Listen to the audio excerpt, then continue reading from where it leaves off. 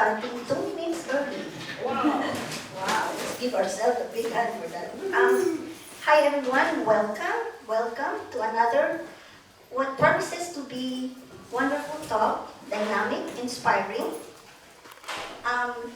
Before I introduce our speaker, I wanted to acknowledge the event coordinator for this event, Pat Osman. Let's give her a hand. All her hard work. I think everybody knows me, but anyway, my name is Charlotte, and I'm the chairperson of the STARS Seniors Ministry. And there are 2 co-chairs. Where are they? Claudia, she's right there, and Claire Gerard. Well, she's here. Okay, we are going to hear from Matt Harper. Here you are. And his talk is on the road less traveled. How becoming a Catholic worker has brought me profound life. Let me tell you a little bit about Matt Harper for those who did not get the flyer. Matt Harper is an Angelino who currently lives and works as a community member of the Los Angeles Catholic Worker, helping run a Skid Row soup kitchen, a house of hospitality, and resistance against systems of harm. Matt is also an organizer with White People for Black Lives, which works to build white anti-racist capacity to end white support for state violence in Los Angeles. He has served as a teacher and a catechist in LA's Catholic schools, confirmation programs, and elsewhere. He is the co-editor of The Agitator. If you come to our kitchen, you will get food, no matter who you are, says Matt. Let's welcome and give a big hand for Matt Harper.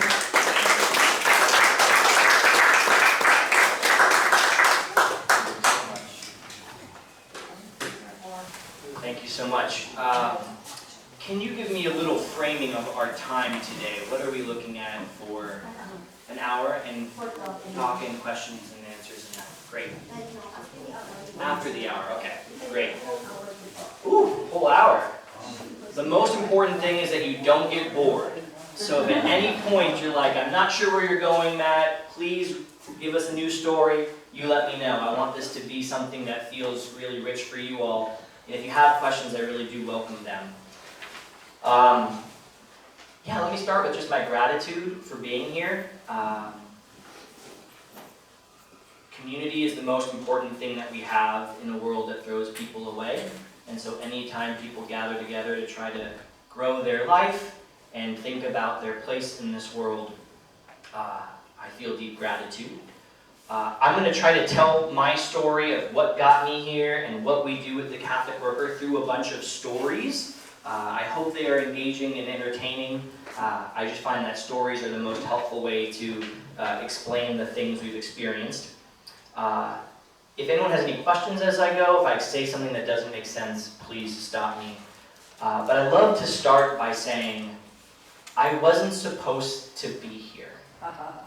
I grew up in the northeast part of Los Angeles in a little suburb called La Cañada, Flintridge, that has a long history of exclusion, of keeping people out.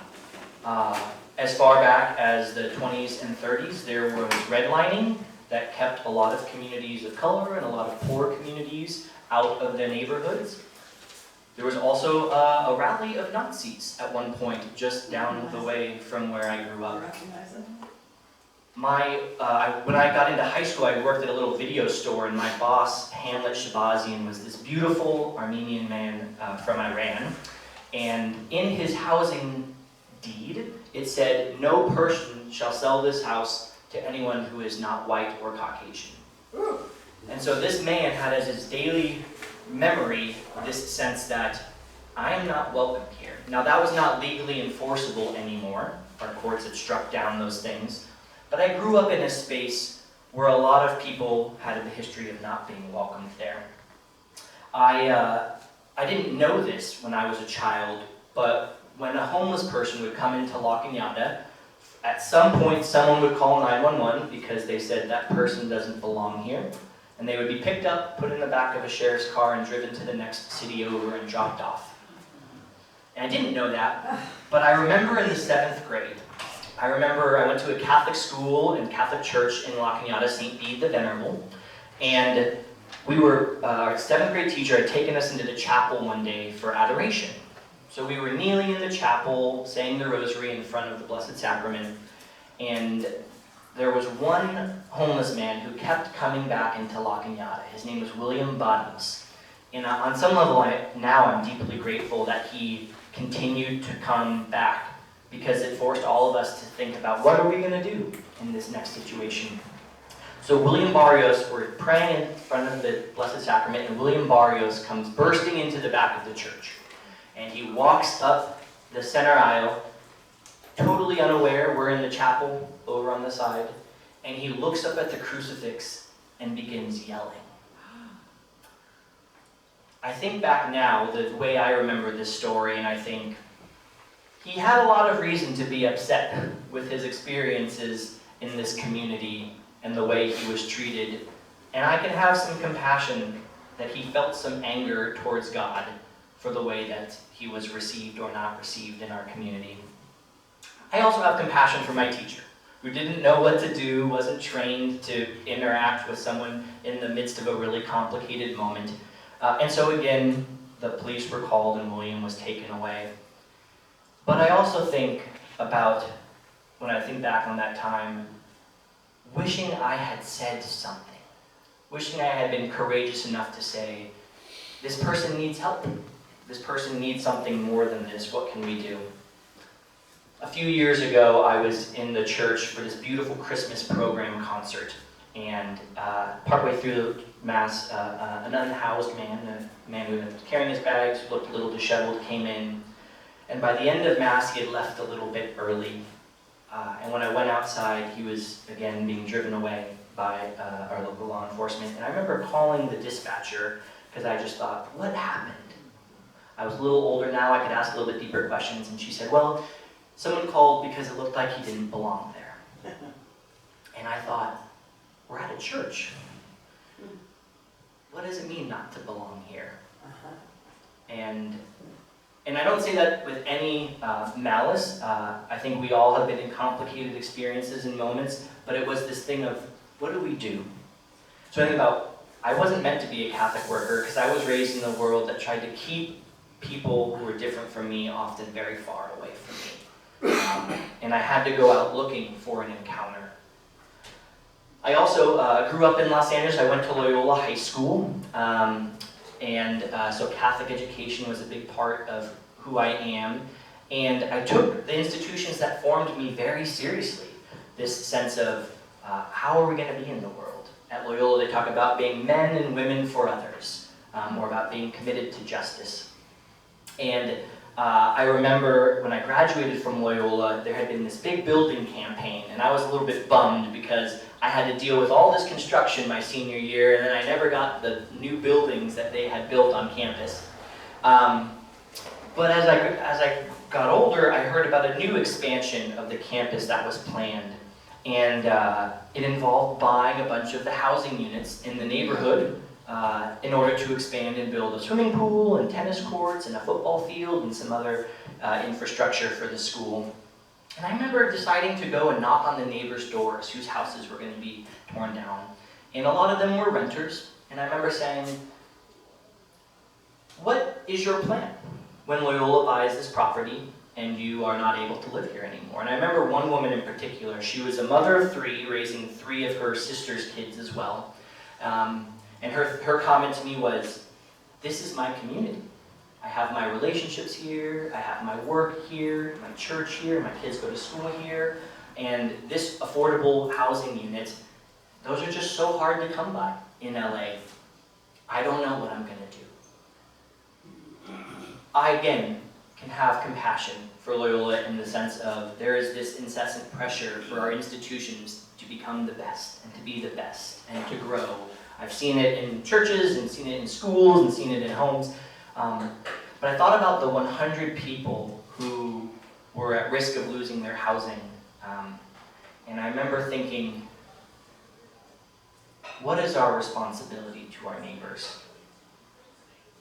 So often, the opportunities that I've been given, the desire for my own well-being and security, have been used as ways to make me feel comfortable with things that can sometimes impact others negatively.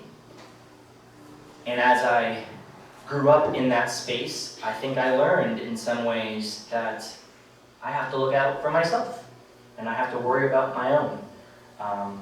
And those are things that have had long-term impacts on my ability to see and love people. I'm a proud Catholic. I'll say that now, although I had a complex journey with Catholicism, which I'll talk about in a minute. But don't we all, if we're being really honest? I remember being I went to school back east for college, and I was going home for Christmas my first year, and I was sitting in the car. A man came running past our car, and another man was chasing him, trying to assault him. And I remember sitting in the car, not knowing what to do, being just totally frozen, and they had this altercation, and ultimately ended up parting ways, but one of the men had been hit and was bleeding.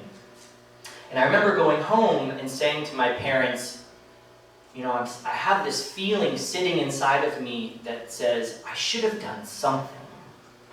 And my parents, lovely, wonderful parents they were, did what most parents would do and said, no, you did the absolutely right thing.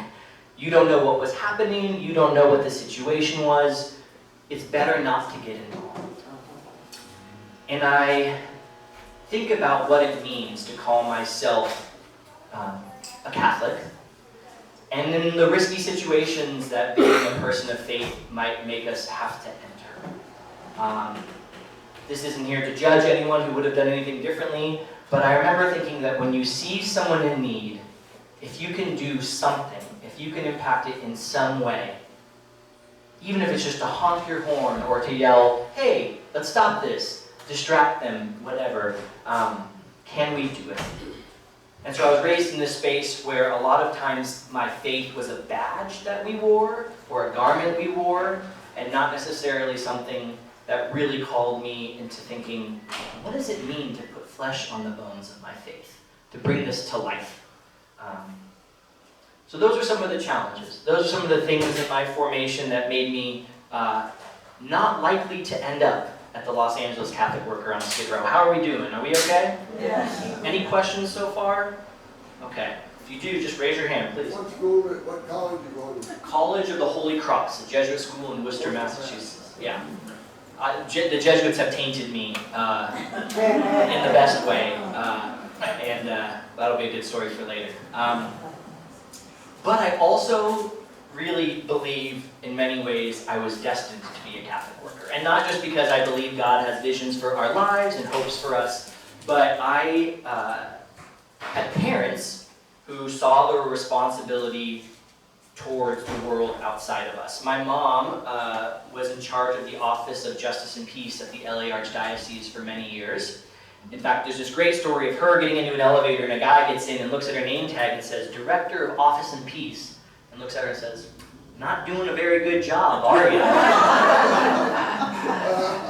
He laughed, she laughed. It was a lovely interaction, but a big task assigned to my mother. And my mother's faith and work journey really led her to say, how do I put my faith into practice for our institutional church? She was able to help fund a lot of amazing work for justice in Los Angeles. She built relationships with housekeepers who went on strike and got arrested with them to fight for a living wage, a fight that's back in our laps again years later. She actively tried to find ways to put her faith into practice, but also to lift them and to hear people's stories and to be moved by the needs of others. My father, in another world, was in the corporate world. And in 1986, the United States Catholic Conference of Bishops put out a pastoral letter on the economy.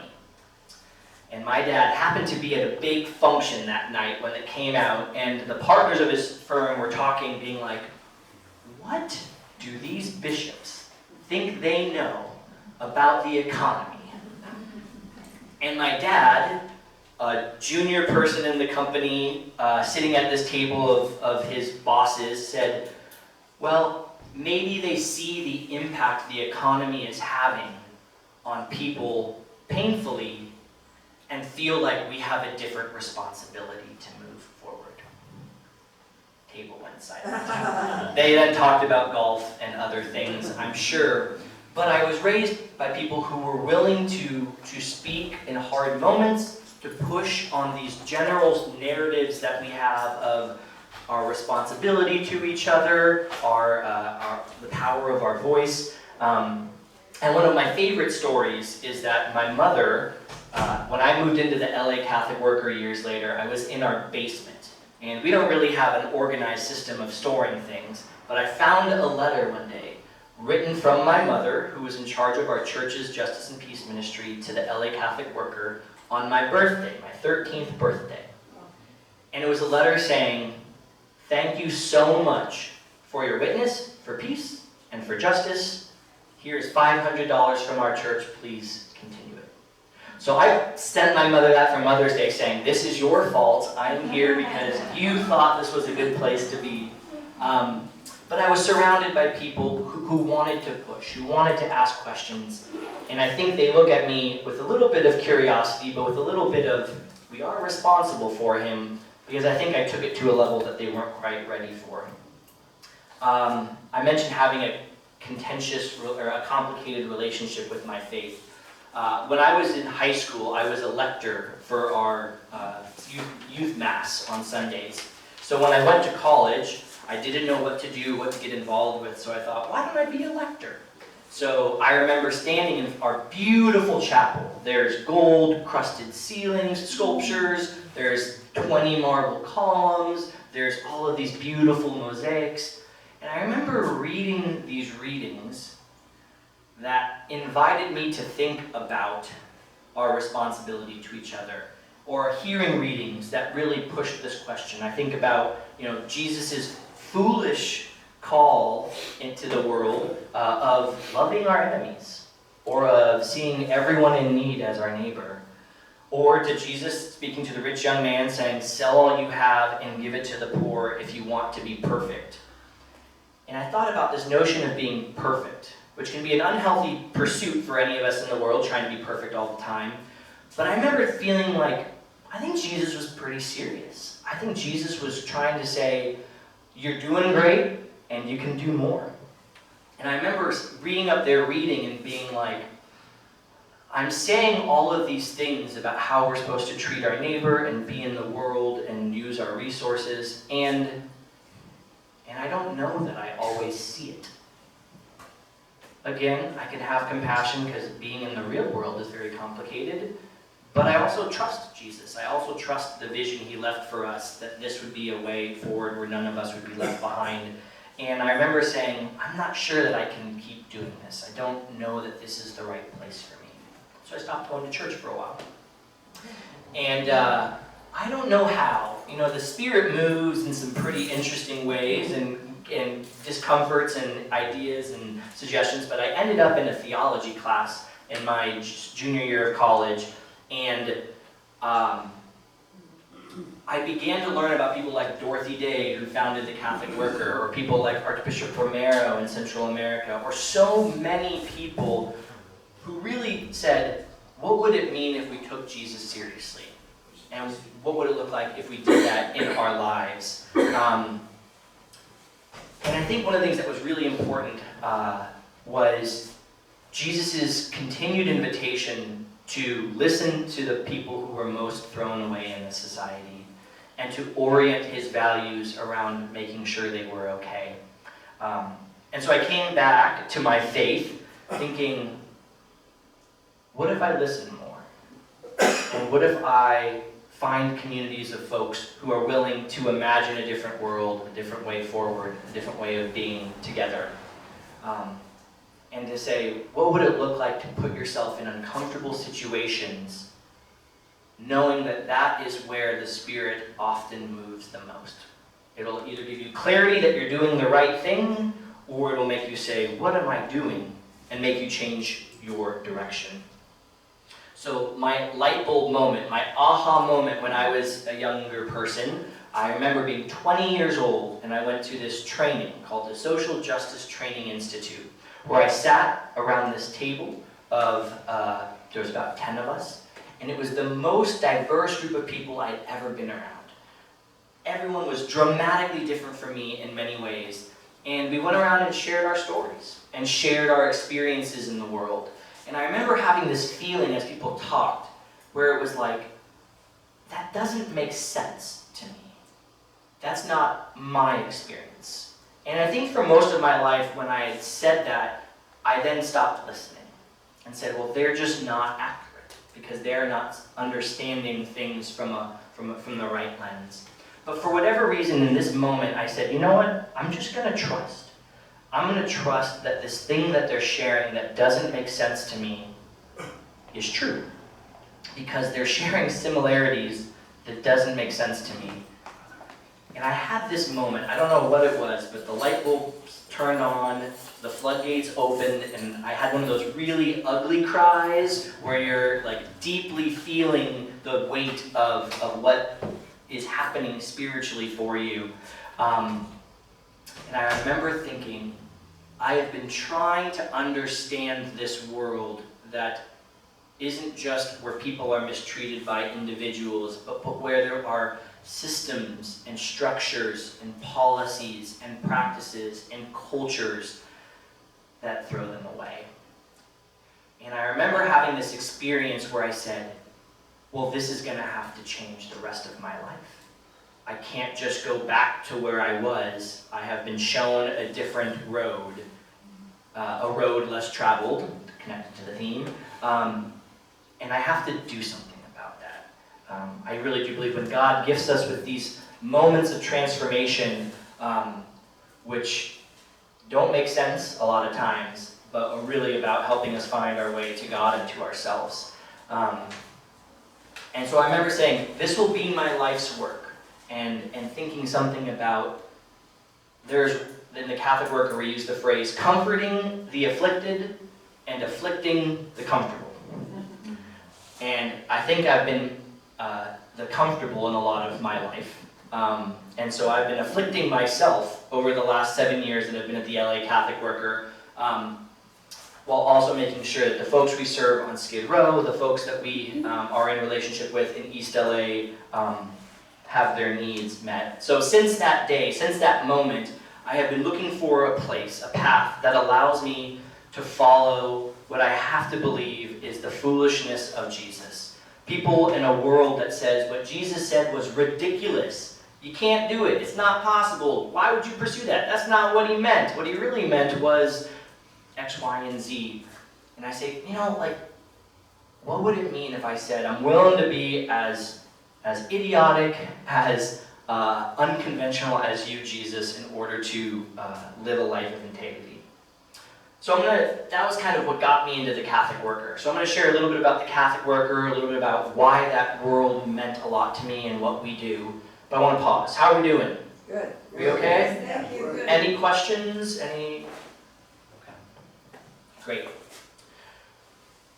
So I mentioned in my early stories that one of the reasons I'm not supposed to be here is because I lived in a world that didn't encourage me to encounter people very different from me and to trust their stories and to really build true relationships with them. And it's interesting, I'm 35 years old and a lot of my friends are now getting married and having kids, which is a beautiful thing. Maybe in my future one day, we'll see.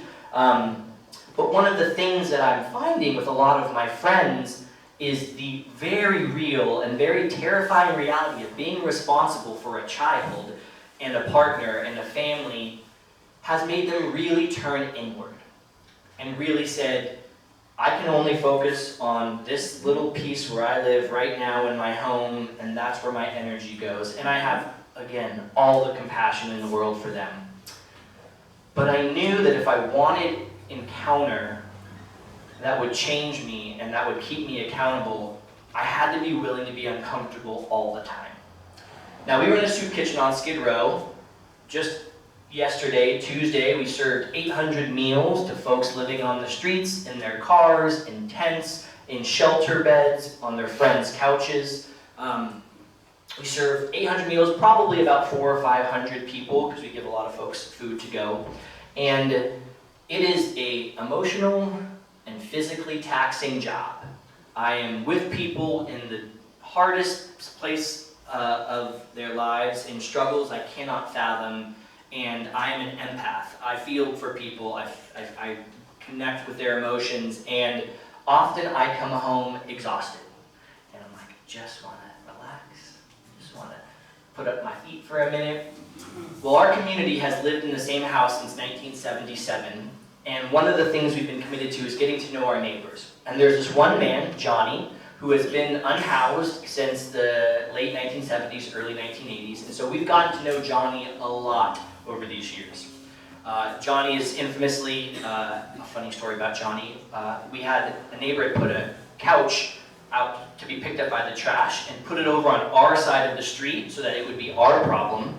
And Johnny said, "You will not do that to the Catholic workers," and pulled it into the middle of the street and lit it on fire. I'm sure an act of love, but probably not the best decision of Johnny's life. And so we've gotten to know Johnny's struggles. We've gotten to know his needs. We've gotten to know what he needs in order to be heard and seen and valued and have his needs met. And he's gotten to know, what can we offer him? When can we offer it? When do we need to set boundaries? Where are those boundaries? And for all intents and purposes, he does a pretty good job of honoring those needs and those boundaries that we set with him. And I think about the fact that I come home tired, but when I encounter Johnny, I don't feel a tiredness because I'm encountering a stranger. I actually feel a comfort because I'm encountering a friend. And Johnny is someone I've really come to love dearly. And I joke with my girlfriend that, like, if we ever get married, he may be my best man because I've just come to love Johnny so much. And what we've built is this real relationship where too often what our experiences are is, I'm going to do service, I'm going to bring this thing that I have and serve this person in need, and then I'm going to go home, and it's been this very rewarding, one-directional relationship. But with Johnny, it has expanded, and it has become this very clear two-way relationship that makes it a little bit easier to come home after a tiring day and be in relationship with him, because this isn't just about giving, this is about receiving.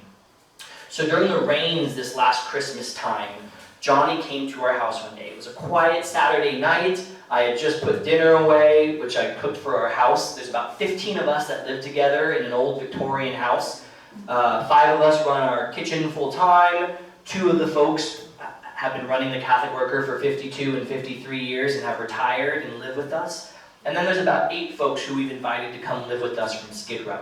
Folks we've built relationships with and said, hey, we have an extra bed in our home, why don't you come home and live with us? So not bringing home complete strangers, but building relationships and inviting people in.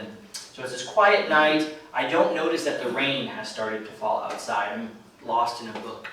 And there's a knock, knock, knock on the door, and I think, that's Johnny.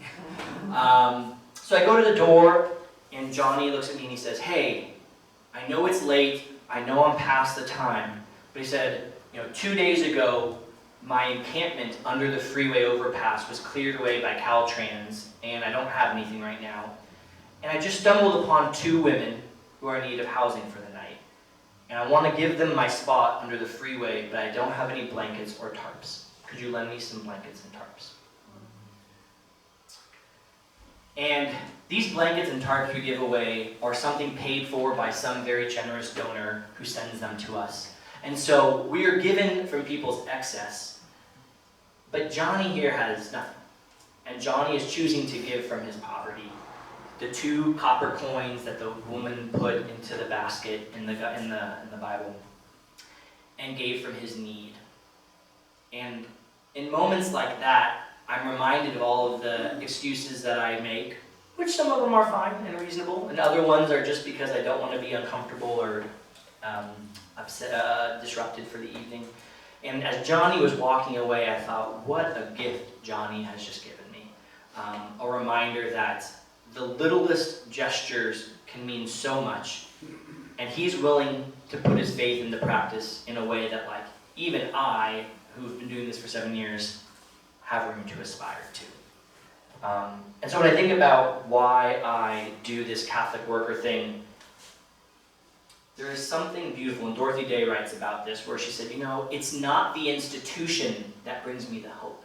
It's the everyday saints that I encounter who love and care in a way beyond comprehension, whose goal is not the maintenance of an institution or, you know, the next liturgy that has to be on the next Sunday, which are all understandable things, but an act of love for a stranger.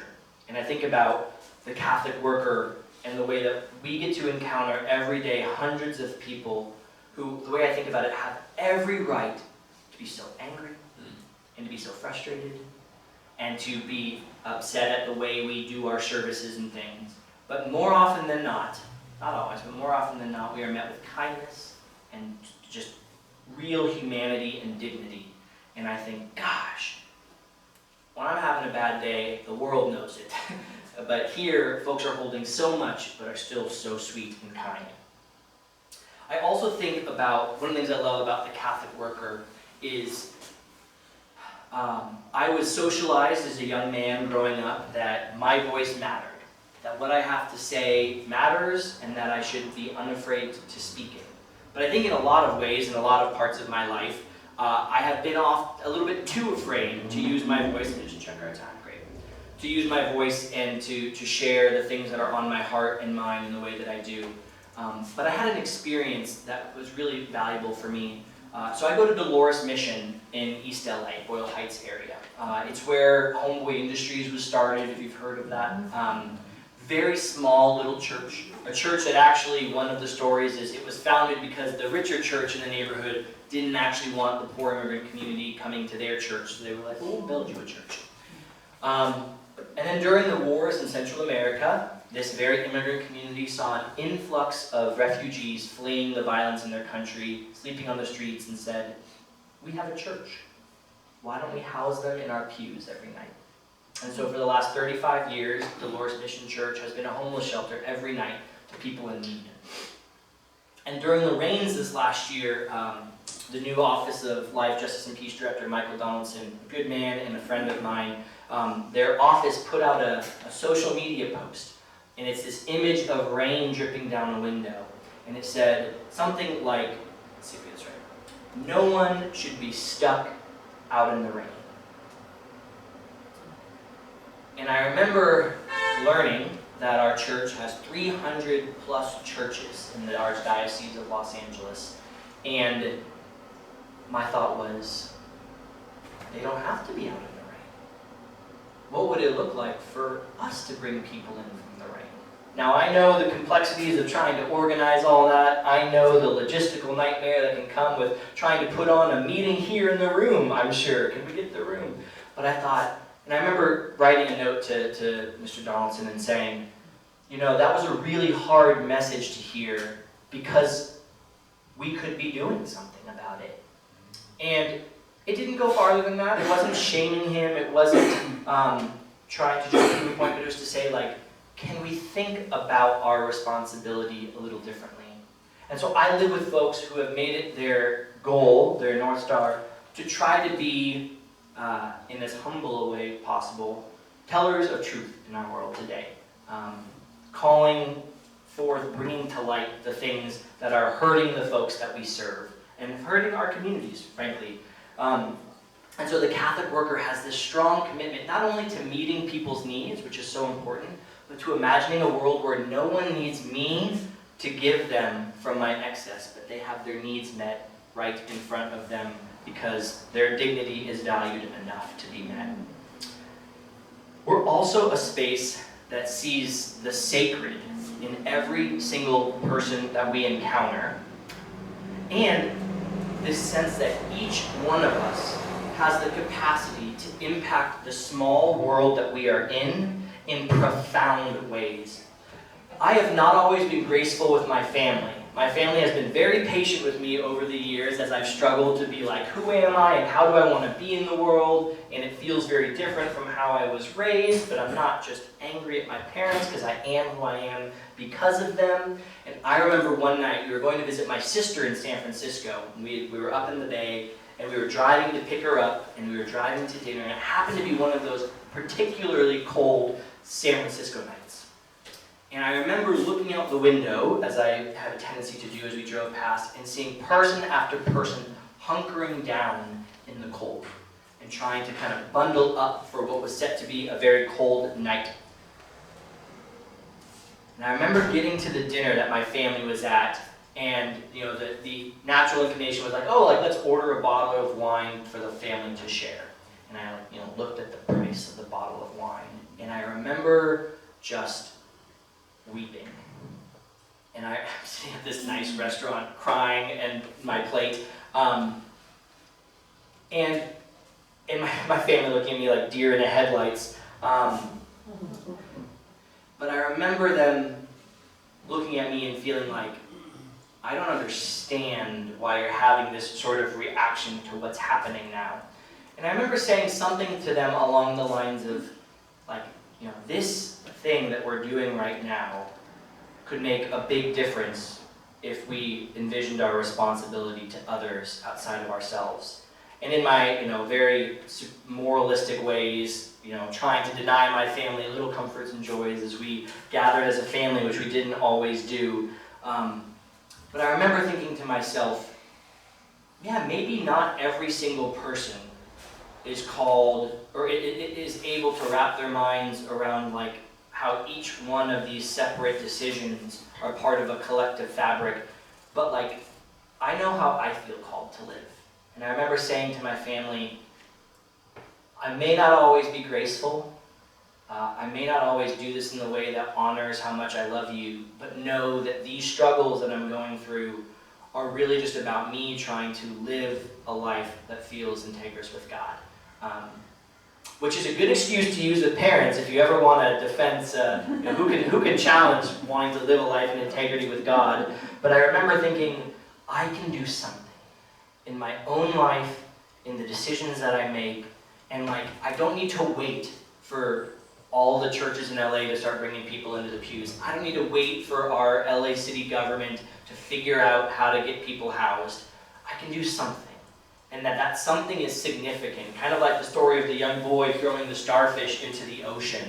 And then the reality is that now I'm with a half dozen other people, and our ability to do that together grows our capacity to meet the needs around us. And I remember thinking, kind of, Mother Teresa's quote, we're not called to be effective, but to be faithful. And thinking how can I continue to be faithful in each day? So I'm almost done, and then I would love to open up, so just get your brains rolling with if you have any questions or would like to hear any more about this. I know I'm a little early, but feeling like we'll have hit what we need to. I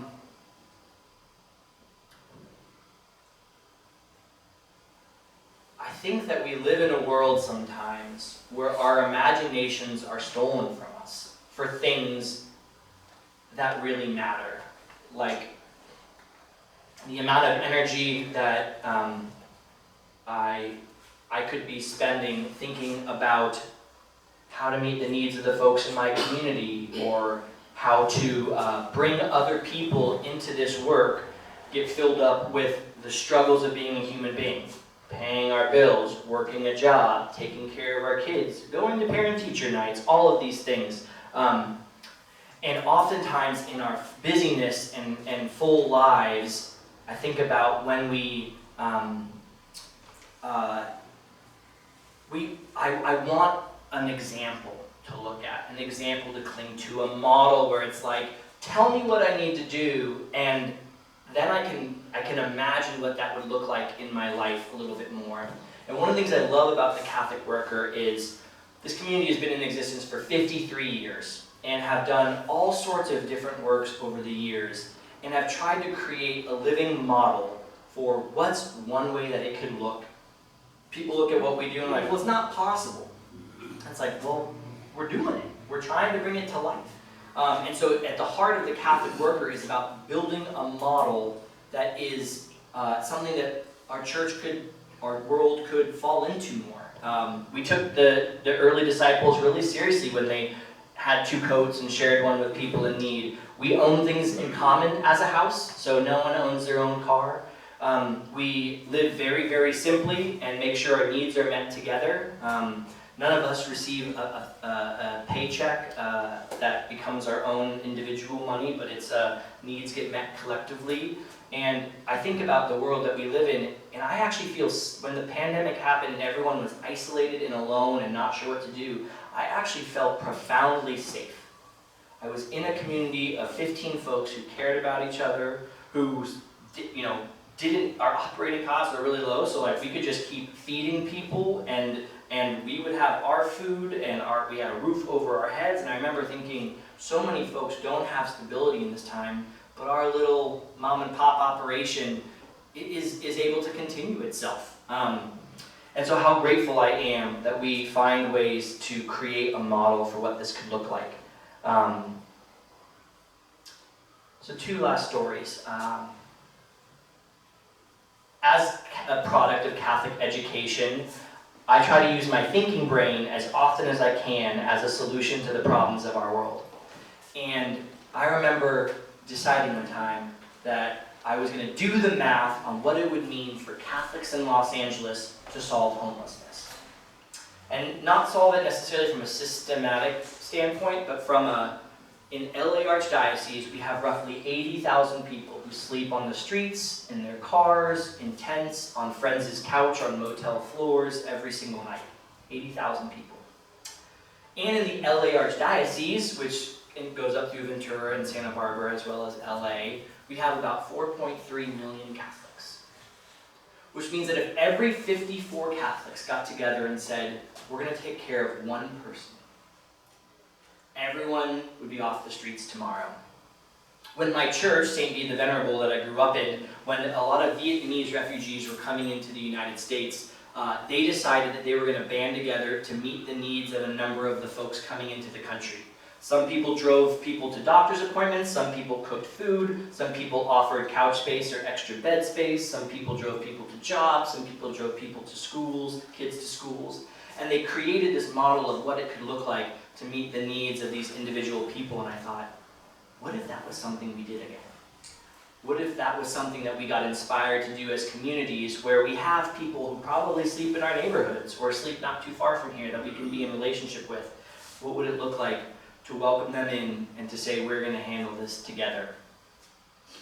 So my last story, and then we'll open it up. When I joined the Catholic Worker, which, by the way, I love telling the story, my first encounter with the Catholic Worker, I was 14 years old. I was volunteering because my high school had mandatory service hours, and I went to the hippie kitchen, and as I tell all my housemates, they were completely unmemorable. I have almost no memories of volunteering at the hippie kitchen, except on my last day, there was a man sitting in the shade of his tent on the sidewalk, and as I was walking to my car to go home at the end of the day, he said, "Can I ask you a question?" And I was like, "Sure." He said, "Do you believe in God?" And I was a 14-year-old who at this point had probably had a canned answer every time an adult asked me a question about my belief in God. But in this moment, this person asked me, and I was like, he actually wants to know what I believe. And so I remember saying, I don't know. I remember saying, I want to. Like, I'm surrounded by people who, like, their faith really moves them, but it's really confusing for me. What about you? We ended up having this hour-long conversation on the sidewalk about our lives, about our dreams, about things that had happened. And I think I remember that moment because it was this first profound encounter that told me there's something to gain from relationship being built. So when I came to the Catholic Worker 12 years later, I remember coming in, being there because I felt a little guilty. I felt a little guilty that I had had so much opportunity and advantage, and so many of the folks down on Skid Row clearly had the opposite experience. I also went in because I was a product of Catholic education, and if there's one thing that a lot of us leave feeling, it's like, we are the saviors who will fix the world's problems. Well, if you haven't noticed, I haven't solved homelessness, but I went in thinking, they just need me. I'll bring my great mind and heart, and that's all it will take. But so all these different things led me there. And none of them were bad, but none of them were going to keep me there. But I remember one day, one of my best friends, a guy I had grown up with, a guy who was raised in a very similar world to me, a financially stable family, a family that had opportunities for private education, and all sorts of supports and things like that. And he confided in me that just a few months earlier he'd been really struggling with his mental health. He'd never had struggles with his mental health before. He'd been able to cope through life and the world, but he was working in a bank and he was struggling to pay attention at work. He was getting distracted, he was getting anxious, he was getting depressed. And he shared with me that he had recently been fired. That the company had tried to make some adjustments, but ultimately it was too much, that they couldn't handle it all, and so they let him go. And he said, if it wasn't for the support of my family, the support of the people who let me stay with them and are helping make sure I'm getting my medical needs met, he said, I would either be coming through your soup kitchen line, or in Los Angeles, our jail system is the largest mental health institution in the world, I would potentially be incarcerated, because people struggling with these things often end up in these places. And I remember thinking to myself, I came into this work thinking I could help, thinking I felt bad, thinking this was my Christian responsibility, but I realized that in any world where someone can be thrown away for even just one struggle, all of us are vulnerable. The fastest growing population of people who are unhoused are seniors over 55 years old. And I'm very aware who I'm talking to this evening. We're just teenagers. You're just teenagers, that's right. And I think about my mother, who's 73. My dad passed away a few years ago, and I think that can throw wrenches into families and can make so many people vulnerable. And here's my friend who has had every opportunity, and one thing goes wrong, and immediately he's struggling to find employment and pay his bills and be okay. And I remember thinking to myself, the reason that we do these things, the reason your heart opens to people, it's okay if it's because we feel guilty or we want to be helpful, but really at the end of the day, it's because we're trying to build a world where no one will be thrown away. And it can be any of us at any point in time. I'm 35, but I threw out my back 2 years ago, and for 3 days I was on the floor in excruciating pain, thinking, what if this doesn't get better? I know some of you deal with chronic pain in a way that, I'm sure every day you're imagine having to move through the world with this and working a full-time job. And I thought to myself, if I don't get better, what's the thing that's going to protect me? And I looked around at me, and I had, at that point, 20 people, housemates, who were checking on me every day, making sure I was okay, saying, we got you. You're however long you're out for, we'll take care of you. And I think how lucky and privileged I am that I have access to that, but also how I want that for everyone. I want everyone to know that nothing that happens will make anyone at risk of losing the stability that they deserve. And so I've been doing this 7 years now. I might do it the rest of my life. I might not. I've been dating someone, and we're trying to figure out what this will look like as a couple. But I just think I have a clarity that I wasn't supposed to have in the worlds I grew up in, and yet I probably wasn't not going to have.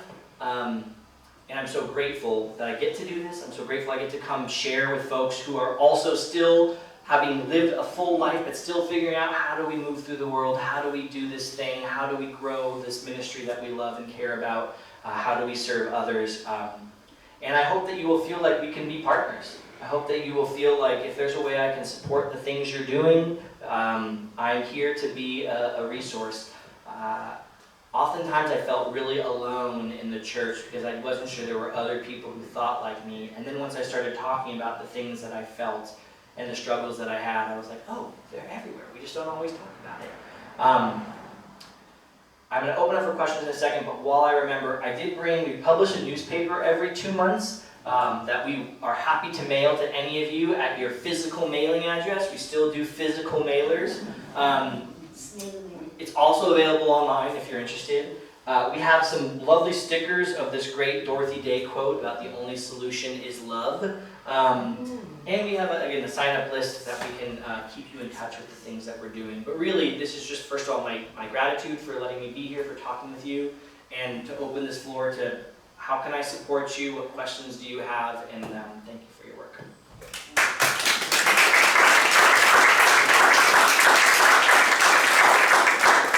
Yeah, Pat. I think you do something about racism. What do you do? How's it going? Yeah, so that aha moment I had in college, one of the particular moments of it was thinking about my place as a white person in the world. And I came back to a college and got really involved with the black students on campus who were really fighting for structural change. And so I organized in Los Angeles. One is that Archdiocese of Los Angeles has recently created a department, a whole office that's going to be trying to create programs for churches and schools and seminaries around anti-racism work, and thinking about the complexity of what that looks like in a multiracial church. But I also organized with a group called White People for Black Lives, and our goal is to move white people into accountable and strategic support for amazing efforts that are being led by folks at the forefront of the movements in LA. We just finished a big project where we knocked on 10,000 doors in LA County and had about 2,800 conversations with folks trying to help understand why people feel the way they do about our jail system, and to imagine in their own lives what it would mean if we had invested into mental health needs, addiction needs, housing needs in their families and communities, because oftentimes we fund a thing to stopgap the problem rather than to solve the problem. So we do organizing work in LA. We're all over LA County, and there's a lot of ways to get involved. And we try to bring that same lens to our church. A few years ago, there was a big year celebration around the San Gabriel mission, and we were part of an effort that said, can we have a complicated and nuanced conversation about our missions? Not to be victimizing and yelling, but to say, like, there are good things to celebrate, and there are things that we need to reckon with that have really impacted people's lives. And so trying to find ways to bring it as close to home as possible in our faith, in our families, in our communities, because there's a lot of learning to do, a lot of unlearning to do, and sometimes it's helpful to do it in community where you can be supported in what is sometimes a really emotional process, and to make sure that that's our responsibility to do for each other. So that's just a little bit of it. Happy to have more specific conversations about that afterwards if anyone's interested. But yeah, that's been a big part of my last decade or two.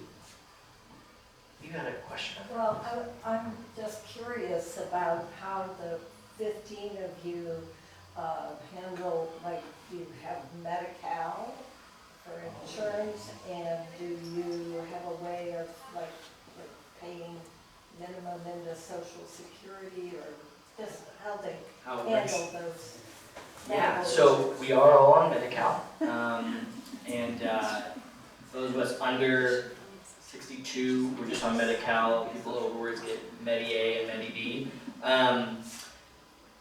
We currently in our house are not paying into Social Security, so I'm not getting quarters for my work here. There is a Catholic worker up in Washington State that's trying to think about just trying that. What would it look like to help make sure that people have access to Social Security later in life?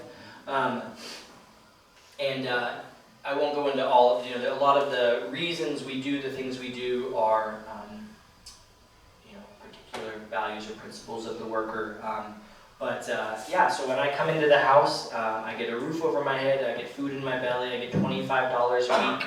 If I have needs that come up, I can ask the community for support and help. I get a couple weeks off every year just to relax, and we have friends who support us with, like, hey, I have a cabin in the Altadena Hills, like, would you like to take some time away? Doesn't hurt that I'm in a relationship with someone working a full-time job. But I think for me too, just the value of living simply and really thinking about what is necessary for me is a really important practice. And living in California makes it a little bit easier because we have access to so many other supports and networks.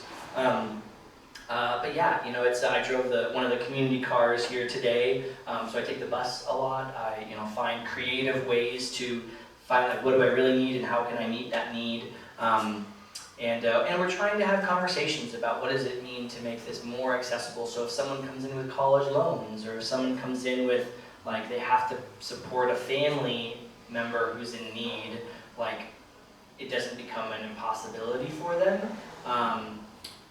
Because like my mom is currently okay, but if anything were to happen, I would feel some responsibility for making sure she's okay.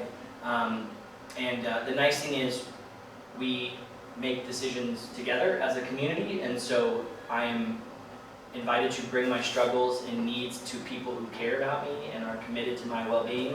And so we're constantly trying to find this balance, believing that the resources we've been given are to be passed along to folks in need, but also knowing we need to be able to be functioning and doing our work as well as we can.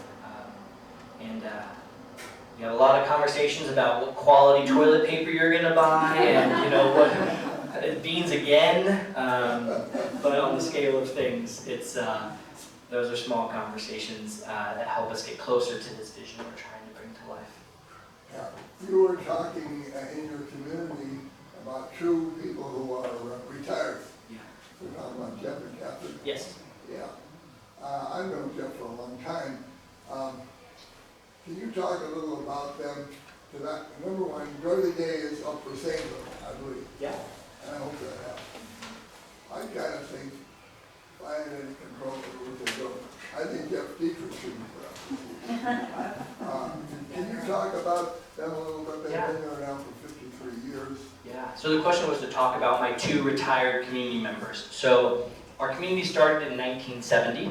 6 months in, Jeff Dietrich, who grew up in the west side down by the water, moved into the house as a draft dodgy from Vietnam, a conscientious objector, and moved into the community, and a year and a half later, a sister of the Sacred Heart, I forget the order, but Catherine Morris joined our community. She was the principal at Mayfield Senior School in the Pasadena area, and then decided she'd rather work on Skid Row.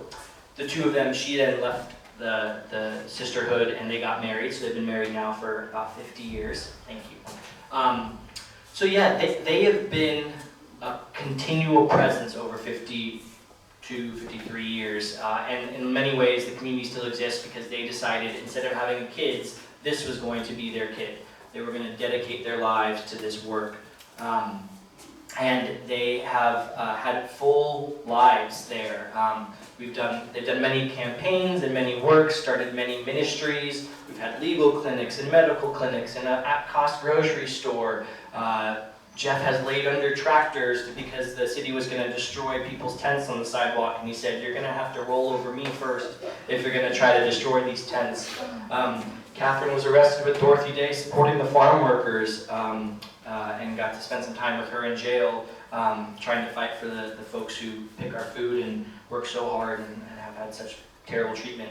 And so it's been interesting. I came in at the time when they were kind of having to step back. Catherine is 89 years old, Jeff is 76 years old, and having some health issues, and it was really hard for them to relinquish control of this thing that had been so important to them.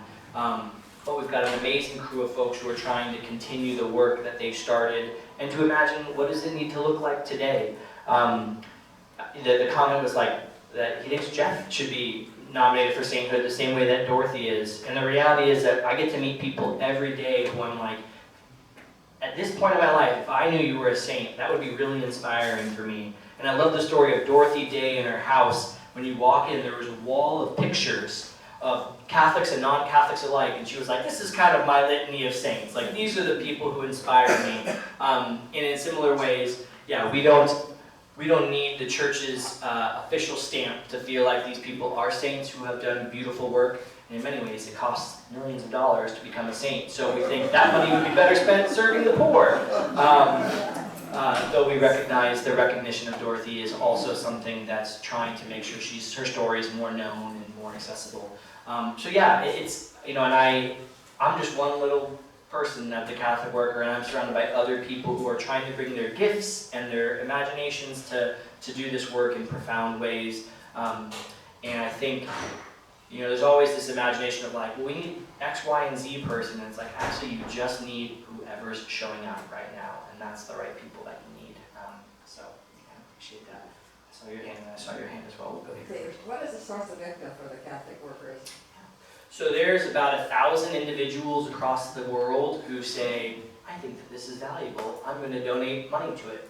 Some people in fact, I was just cleaning someone's feet on Skid Row the other day. We do foot care, and he gave me $1 when I finished, and I was like, no, this is free. He's like, no, I want to support your work. And so there's people like him who give us $1, and that is a profound gift. And there are Martin Sheen just gave the commencement speech at LMU, and he gave his honorarium to the LA Catholic Worker saying, I think the work you're doing is really good, here's all the honorarium. I won't go into the details, but we're not officially a nonprofit, so we can't apply for grants. Donations to us technically are not tax deductible, although a number of people do write them off, and they fought the IRS saying, nope, this is a charity, and they won. But our thing was, we will continue if people believe this work is valuable. And so there's a little bit of trust of the Spirit that if people believe that this needs to be happening in their communities, they will either do it themselves or they will keep us going. And after 53 years, we continue to receive more than we need each year to do this work.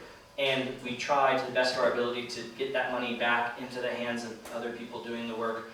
Our goal isn't to grow big and institutional. Jeff and Catherine sit in our soup kitchen garden every day we're open and talk with the people who come in. So the people who are part of making the decisions are constantly in relationship. We don't want to become so big that the people making the decisions lose it. So we have this wonderful group of people who say this small, beautiful, complex little operation is worthwhile. And when you don't have to pay a bunch of salaries, you can run pretty simply. And so we've been graced with 53 years. I'm hoping for at least another 1 or 2, but it's just individual people like yourselves who say, you know what, I can offer this. In fact, there's a couple who've been giving $15 a month since 1971. And Louis and Martha, and they live out in Claremont. And just people like that where you just said, I'm going to keep doing it, and we're so grateful for it. And we know that people give more ways than just financially. There's a person we know who, actually Pat, collects canes all the time for us and walkers and some of these like little needs that, people have all these things lying around. Let's use them. Let's find a way to make them work. So it's a long answer to your question, but. Quick follow-up. Yeah. Do you have any idea, since you're so involved, why the exponential growth of homelessness is existing right now?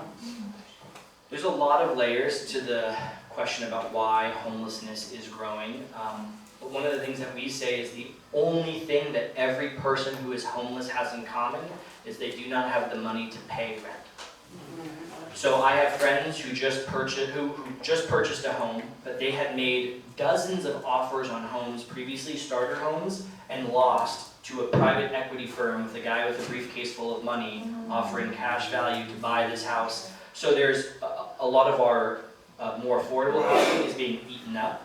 Our city is not as committed and invested into making sure that housing is affordable, which by the way in LA, you qualify for affordable housing if you make $100,000 a year. So it's a big window, but there are a lot of people who make $100,000 a year and still can't find affordable rent throughout LA. Jobs are not paying what the cost of living is in Los Angeles. You can see a very stark graph of the ways that the cost of living has gone up and wages have stagnated. We do have a reality of addiction happening in our world and some really messy drugs that are really hurting a lot of people.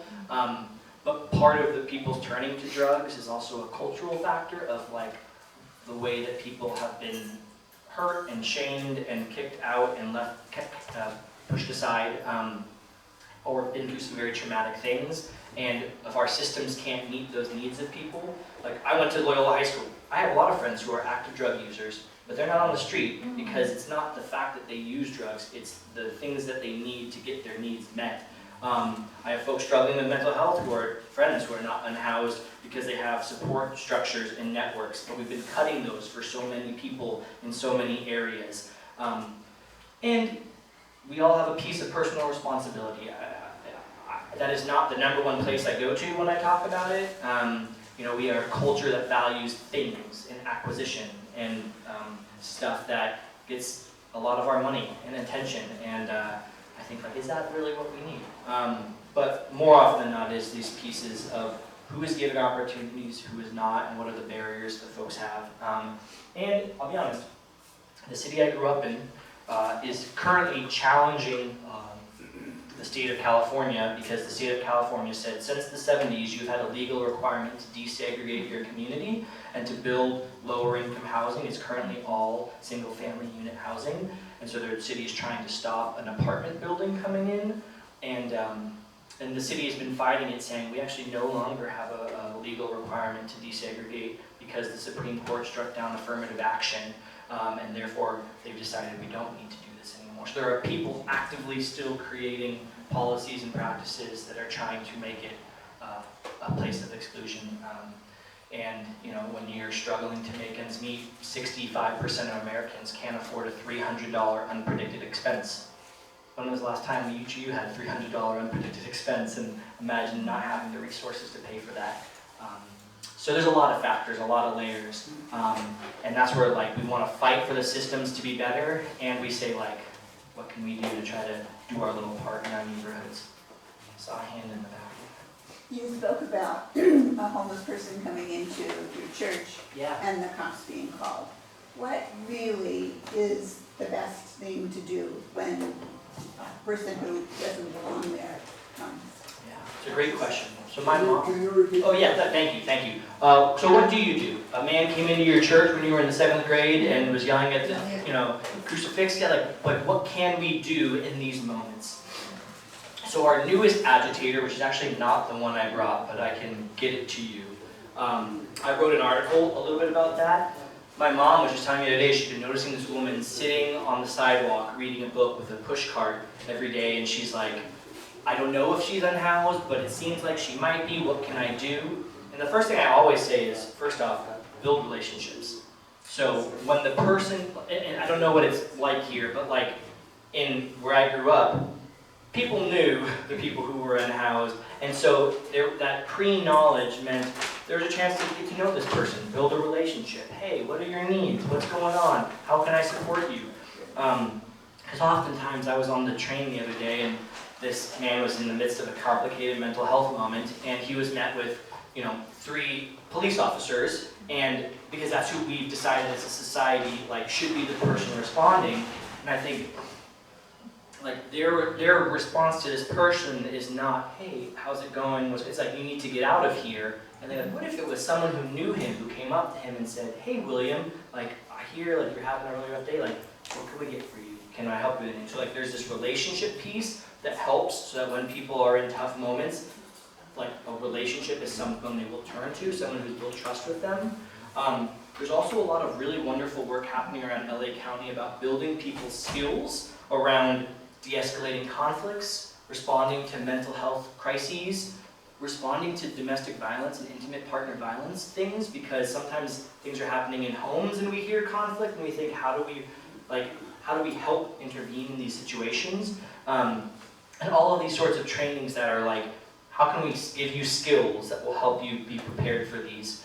I also think groups like this, where it's like, hey, if there's a person in need, like, we have a response team who is able to offer these things.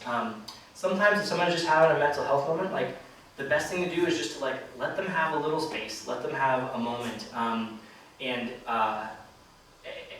or go up and being like, can I help you, or like, what can we do for you in this moment? If they say, just leave me alone. Sometimes it's like, okay, like, we're gonna have to hold this for now, but the way I like to frame it as is, no one ever starts at the crisis moment. There's all of these moments in before that moment that we can meet people and meet their needs to stop that moment from happening. And so when we see the crisis moment, what we're really seeing is a long time of experiences that haven't been met with a way that will meet their needs. Because crisis is only turned to crises if we haven't met the needs that were underneath those moments. And so there's this like, the harder work is the sustained work to be building relationships and building our skills to be able to meet these needs. We would prefer a 1-800 number to call, which there is a number you can call. And sometimes you will get someone responding quickly, and sometimes you'll get a mental health expert responding a little slower because it's not that funded. So you can also call your politicians and say, we want more of these officers, or these workers who are trained to handle complicated mental health crises moments. Not someone who has to do 800 jobs like our law enforcement's asked to do. It's like, let's just have someone who this is their job, who can respond in these moments. But I think relationships is the biggest one, and that's complicated, and it takes a lot of time. But it is, as we grow and become a more globalized world, I think we lose something when we lose touch with our neighbors and our communities. I'm happy to talk more. We can only take 2 more questions. Who raised their hands first? Go ahead, Richard. I've been a periodic supporter of the Catholic Workers since it first started. I've been on the mailing list of the Catholic Agitator since, I think, probably the first issue. Wow.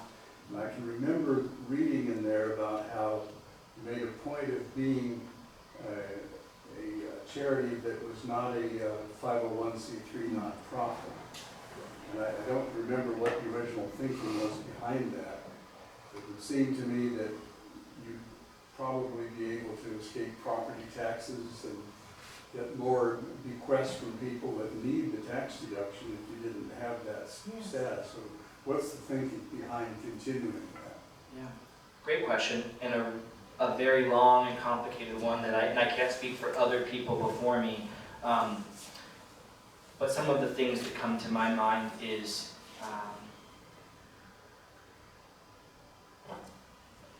there is something that I really value about seeing this work as our Christian responsibility that is supported by people willing to do something at cost to themselves. Making things easier for folks is something that I recognize the value of on some level, and it's something that says, what does it mean to trust God that this will continue? Someone might argue using the nonprofit status is a way to trust God because maybe God helped us figure that out. But one of the things that we don't currently have to do because we're not a nonprofit is we don't have to do all of this significantly complicated. We do bookkeeping, but it's in a very different way, and reporting, and because you're a 501c3, you can do certain things and you can't do certain things, and so there's a number of things where it's been like, this allows us to just do the work that's before us and not have to say, is this in violation of our 501c3 status? Is this something that we, can't do, whatever. The other reality is when you become a formal business, like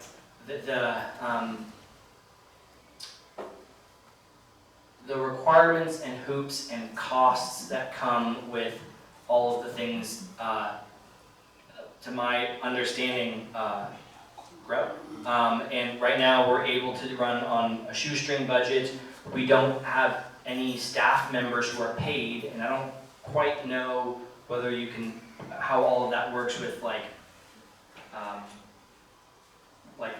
number of hours you work and how you pay people or not pay people. Right now it's like if someone knocks on my door at 3 in the morning, I can just respond to them, and I don't have to think like, where does this fit into our structure? We are rethinking it, and I shouldn't say rethinking it in terms of like, just like what do we need to do in order to like is there something that this current moment is calling us to that would invite us to think differently about this? And so we're talking with other Catholic workers about how that some have incorporated, some haven't incorporated, some do part of it and not other parts of it. Yeah, and I think it's something that I inherited as one worker who moved into it, and so I don't know all the reasons why it happened before me.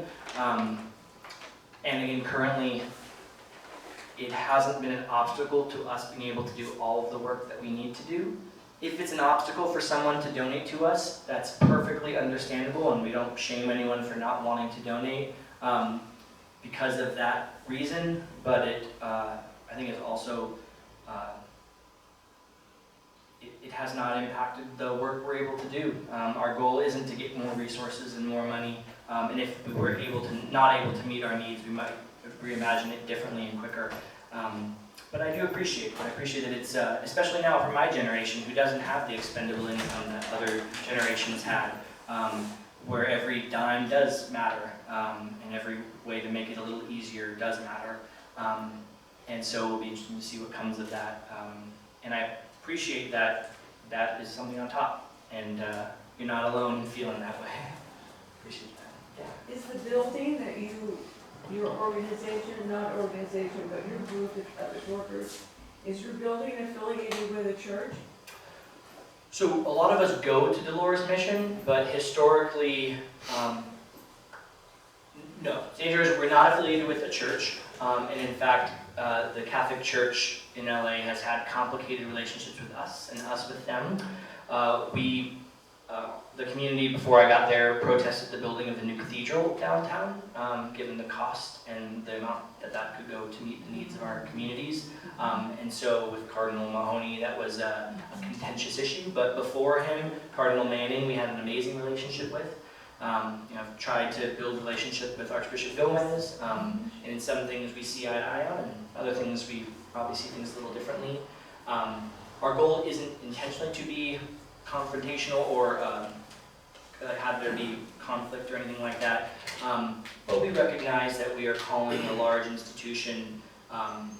We sometimes invite them into complicated conversations or questions about decision makings that they have.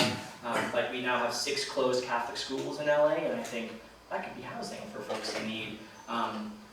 Churches aren't always interested in those conversations. But as someone who is Catholic and cares about my Catholic faith, I think that my relationship with my church and other churches is trying to be as healthy as possible. And some things we see eye to eye on, and some things we don't. Well, who owns the building? So the building was purchased for us by a neighbor who wanted to live near us, but not with us. And all of our buildings are owned in a community land trust, so it's not owned by any one of us. And the promise is that these buildings always have to be used to serve the poor of LA. So if the LA Catholic worker goes under, we have to give it to someone who will continue work for the poor of Los Angeles. And so it's owned by this land trust, so that no one of us could run away with the assets. Thank you. Thank you all for your time. Again, I have newspapers and stickers, and if you'd like to sign up for our agitator, I'm happy to send it to you. Thank you so much for your time. Thank you, Matt. That was great. Great thought. Very thought-provoking, like we said, if this was going to be. By the way, our donation basket for grateful donations is all going to Matt's project. So if you want to help out, you can just put it in the basket. And I would like to invite you to the next event that's sponsored by Stars. It's a movie entitled A Man Called Otto.